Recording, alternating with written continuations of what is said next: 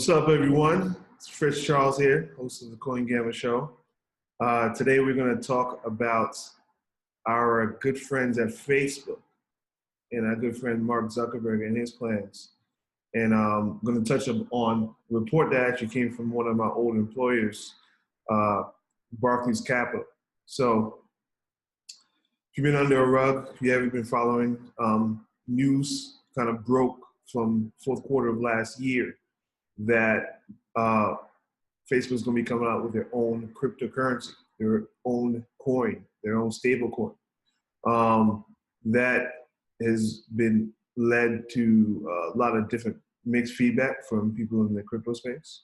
You know, you have your crypto enthusiasts that don't want big companies like Facebook to get involved. You have other people that love to see that kind of involvement. It's interesting. It's the project's under wraps. Nobody knows what's going on, but we're going to talk about the latest report on it, and also speak a little bit about why this has kind of been put into place for years, right? So, first off, it's said that the cryptocurrency could actually be a $19 billion revenue opportunity. By Ross Sandler at Barclays. I used to work at Barclays, so it's pretty interesting seeing Barclays kind of go in and analyze this crypto space. But obviously, this individual covers internet stocks, and so Facebook is one of the biggest internet stocks out there. So that's kind of where the focus lies. And so, the big thing around that Mr. Sandler says is that this is good for Facebook's narrative, right? So, Facebook actually is probably, it's the most beat up company out there right now. Since the election and, the rumors or even the proof that, Facebook was used by Russians to help push the election, even internationally, Facebook is being leveraged in elections to spread misinformation and things of that sort. And, Mark Zuckerberg, Sheryl Sandberg have been in D.C., numerous times to see Congress and answer questions around this stuff. And so all this PR has not been great. And there's been a lot of pressure for them, right? So their main business model is to monetize your information, right? So, we use Facebook, we connect, we use a Facebook login on different websites. Different websites have the Facebook pixel involved. So that allows Facebook to get information around you, chase you around the internet, and use that for amazing targeting. So in addition to my role here at Coin Gamma, I'm a growth marketer. Facebook as a growth hacker, growth marketer, I love Facebook. I love being able to target people. I could target people by age, by interests, who they are, what job they have, who they like, who they're fans of. So I can find all of them. So it's amazing, right? But obviously a lot of people didn't know that's how Facebook worked, and so through the things that are going on in this country politically, a lot of that was kind of uncovered. And so what Ross is saying, Mr. Sandler, I should say, he's saying that Facebook has to look at other business models because of this pressure, right? And payments is a beautiful business model for them. It doesn't force them to, depend on privacy. It doesn't force them to, mistakenly share people's information. It's kind of pretty straightforward. And his argument is that if this stablecoin works, you can expand. People, you can go into other business fields within this world, right? So you go into consumer lending, you go into remittances, you go into even physical payments, right? And this is all on top of WhatsApp, right? So obviously everybody knows that WhatsApp is probably the biggest platform out there as far as messaging and being around the world, as far as everybody uses it. If I open my WhatsApp right now, I got conversations with people in like 5 continents. And so, the ability to just text message and money within the platform is pretty cool and pretty powerful. And, pretty interesting. But I think it's and it also coincides with the fact that Facebook's usage of their main platform, Facebook.com, has waned. Right?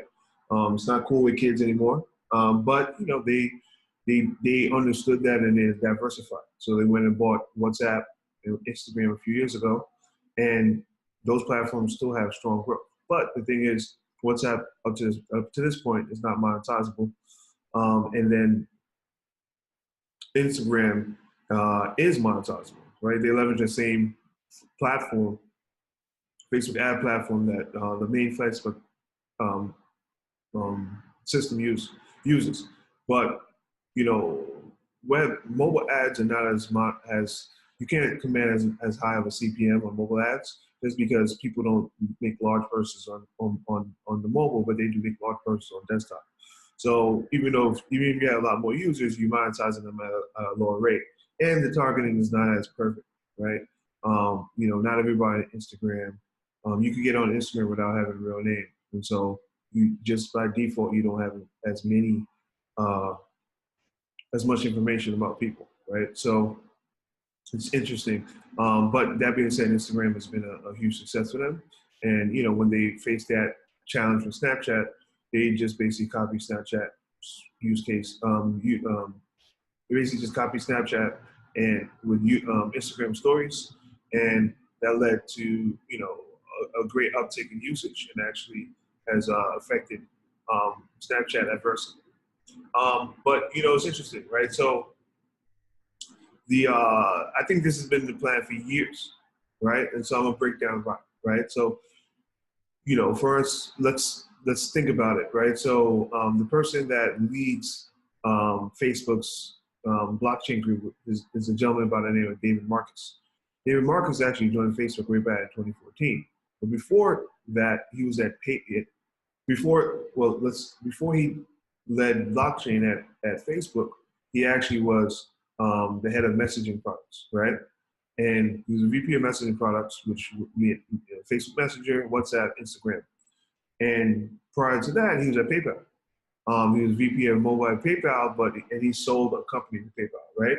And the question is, why would somebody that does payments, why would you poach him and bring him over to do messaging?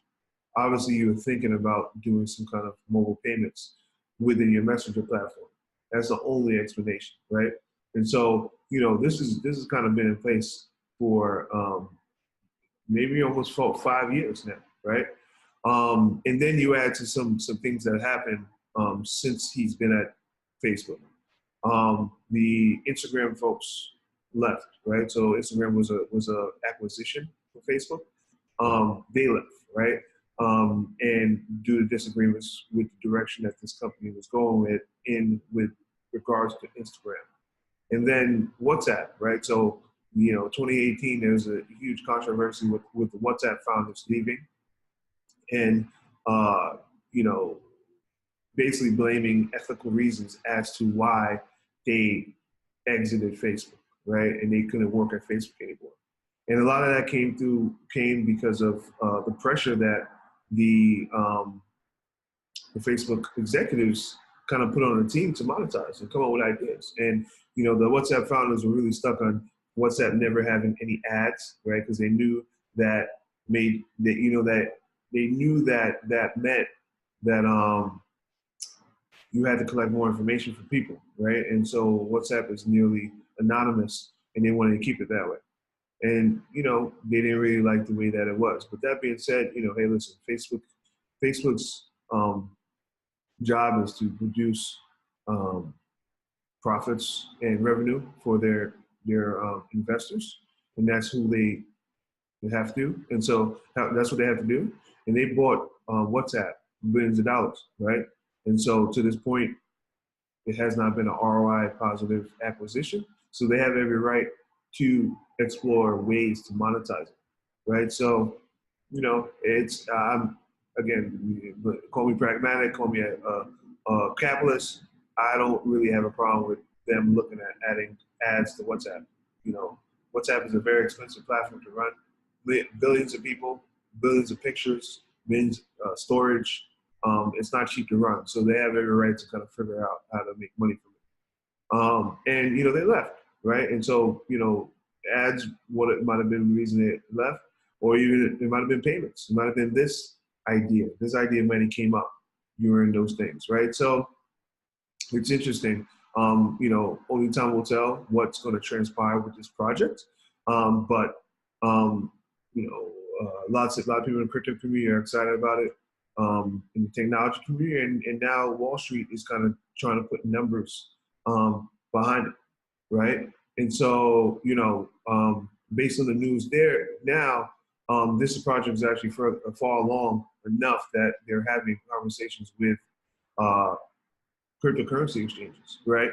And it's reported that 50 engineers are working on the project right now. And you know, it's going to be a stable coin, which is what they say, and that guards against crypto volatility. So stablecoin doesn't move, or it moves lockstep with a traditional currency like the U.S. dollar or the euro.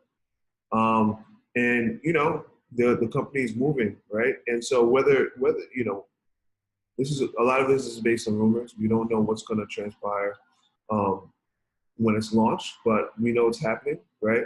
The Facebook blockchain group is running. If you go on their careers page, there's actually 19 jobs listed. And this is as of today, right? All type of roles: business, growth, data engineers, software engineers, communications, security folks, right? Even jobs in places like Tel Aviv, jobs in DC as well. So, you know, it's moving, right? Facebook's gonna make something happen. It's happening, right? And so it's very, very important for, you know, hey, let's say you don't give a damn about crypto, you didn't care about crypto. But guess what? Facebook is a large component in a lot of the indices, right? So what they do matters to you. It matters to your, it matters in many ways. Your retirement plan, one of your retirement funds probably goes into some sort of index fund. Therefore, Facebook's in that index fund. Therefore, Facebook matters. What Facebook does matters to you. And so it's important to follow this news, see what's going on, understand how things work. And, you know, I'm gonna do my best to keep everybody informed and up to date as this project transpires. But it's definitely something to watch.